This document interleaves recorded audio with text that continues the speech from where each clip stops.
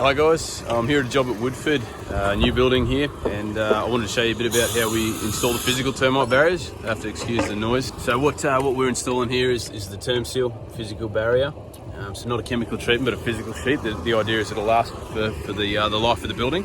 And the truth is, look, 90% of what we're installing is very, very simple. You could teach someone in half an hour how to install the product, but it's 90% of it is easy. But it's the 10% that takes a long time for people to learn the skill and understanding of how termites can get through it. So I wanted to show you some areas that can become an area where termites can get through quite easily. So we've got here some penetrations, some plumbing pipes coming up through the wall there.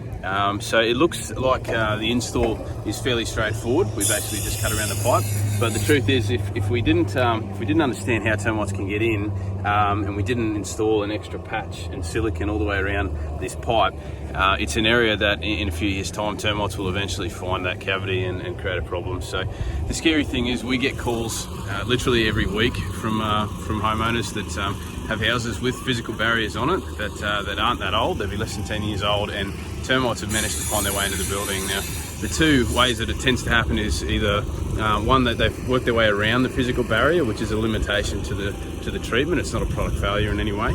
But the other more likely scenario we're finding is that more and more installers in our industry don't understand the importance of the additional protection around these sorts of things. So we're finding more and more homes are getting termites in the building. It's not a product failure, it's a poor installation. So I just wanted to highlight, if you're getting a new home built, then keep an eye on the way they're installing it and making sure that they're installing it exactly the way it should be, where there's not even a millimetre gap where termites can get through, because that's all that they need is the tiniest gap, and then they can get in and cause problems. So yeah, I thought it was a good one to show you.